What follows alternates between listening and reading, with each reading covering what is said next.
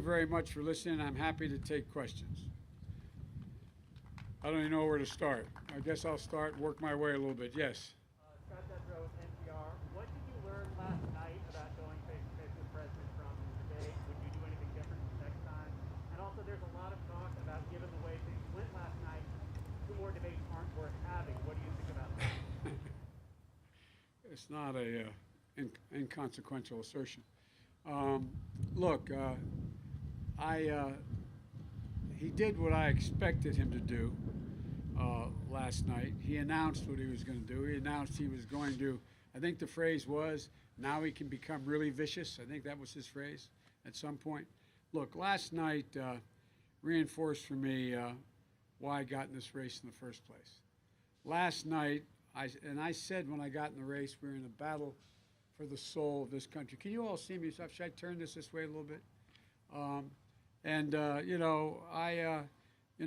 Trump's constant disregard and unwillingness to speak to COVID and the fact that 205 million people, 1,000 people have already died and over 7 million are infected and it's likely to get worse. He didn't want to talk about it at all. He in terms of election legitimacy, he made it clear that he didn't think this was going to be, if he lost, wouldn't be a legitimate election.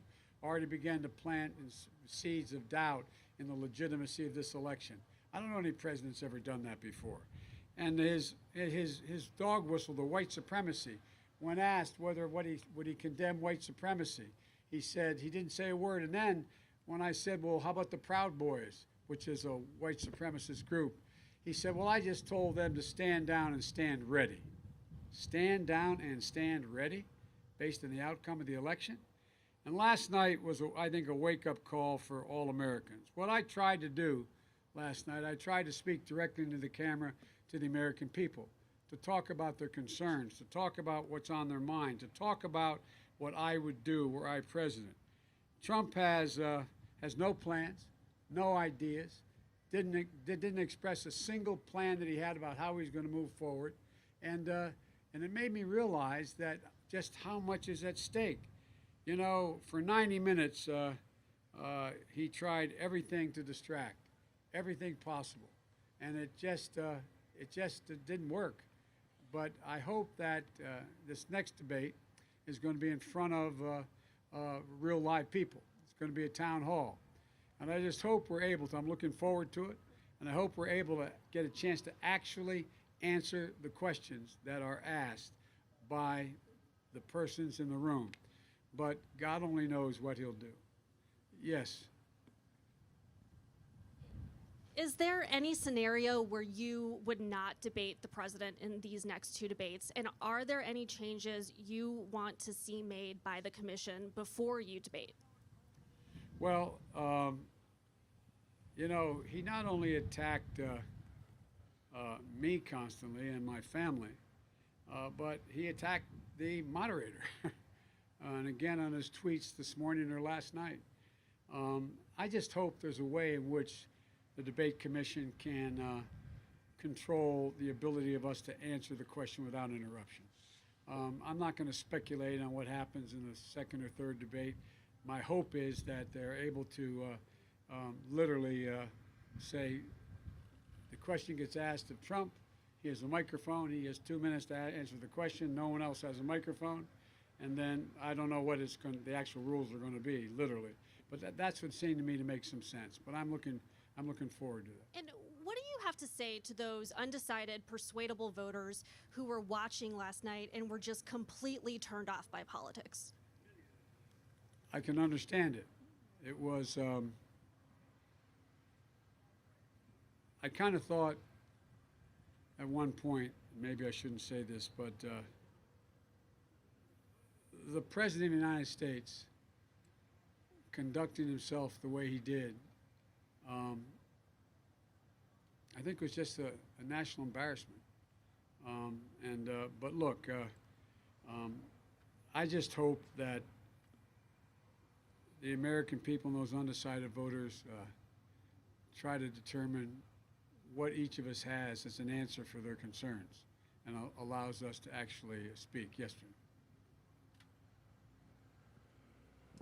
Thank you, Mr. Vice President. You mentioned the president's comments about the Proud Boys, stand back and stand by. Today, they've made that really a rallying cry. They're rallying around that slogan almost that they've created now for it. What are your fears about the implications of the president's rhetoric, and do you have a message for the Proud Boys today? Cease and desist. Cease and desist. The American people will decide who the next president of the United States will be, period. So I'm urging the American people, go out and vote. Show up. If you can vote early, vote early. Vote whatever way is most convenient for you, but vote. And if you show up in large enough numbers, nothing is going to change. I promise you. If in fact we win this election, this president will step down. It's a lot of bravado. He has no alternative. The American people would not stand for it. No agency would stand for that happening. My message to the Proud Boys and every other white supremacist group is cease and desist. That's not who we are. This is not who we are as Americans. Mr. Vice President. All right, I'm going to let you pick somebody because you got everybody out here.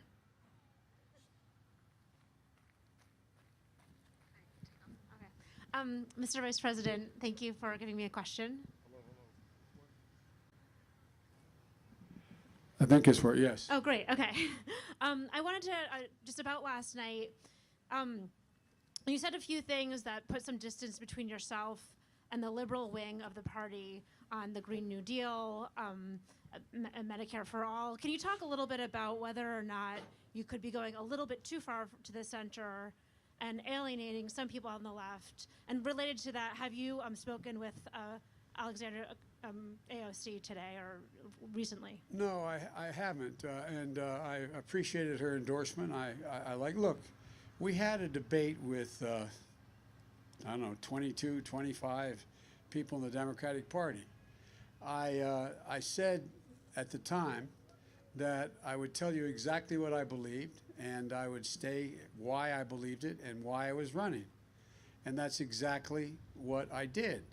I did not support Medicare for All. I do not support it now. I support the Biden plan that I've laid out. I've laid out the most extensive plan with a detail on how I will get us to net zero emissions in the energy sector by 2035, putting thousands of people to work. I've laid out how, in fact, I'm going to get us to net zero emissions in the United States of America by 2050 across the board, how I'd rejoin the Paris Accord, which I helped put together, et cetera. So the Green New Deal that the president keeps trying to talk about, it's not a bad deal, but it's not the plan I have. That's the Biden Green Deal. That's what it's about.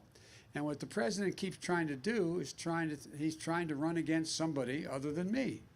I've said to the left, the right, and the center exactly where I am on each of these issues. I did have time, and I've worked very hard with all segments of the party. We put together a platform that is a platform that I fully support. President keeps talking about what's he call it? This he has some name for our platform. I can't remember what it is. It's the manifesto. Thank you, the manifesto. Well, the Democratic platform is the one that I've signed on to, the one that the vast majority, overwhelming majority of Democrats signed on to. But the Democratic Party is a big tent, and we have all kinds of folks in that have different views, and they're all welcome. And we negotiated, we debated, and we had a primary election, and I won, and I've laid out what we're going to do. So I'm not worried about losing the left, right, or the center of the party. This is a big party. But I have one of the most progressive records of any Democrats run on. I'm proud of it, but it's my record, and it's what I want to do. So thank you, And thank if I you, could just thank follow you up very with much. an unrelated question.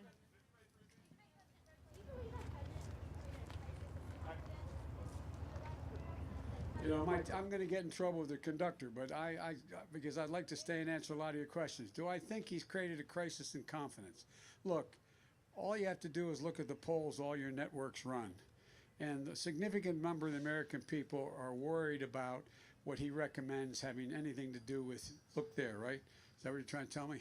To deal with the COVID crisis. And they've lost confidence in him. And so that's why I think it's really important that the scientists continue to speak out, say exactly what constitutes an appropriate approach to dealing with COVID, whether it is a vaccine or any other proposal. And God willing, we're going to have a vaccine sooner than later. God willing, we'll be able to distribute it as rapidly as possible. But it gets down to, ultimately, the American people have to have trust in what the president says. And it's quite clear many, many, many people don't trust him. As it relates as well to businesses, they say open up. Even businesses that open up are having trouble getting people to come in because, in fact, the president says things that are just not accurate. So, but I'm confident that we're going to get in this train, or you're all going to have to run behind it, and we got to get going. But thank you all very much, and I'll talk to you next time, wherever I'm doing. Thank you.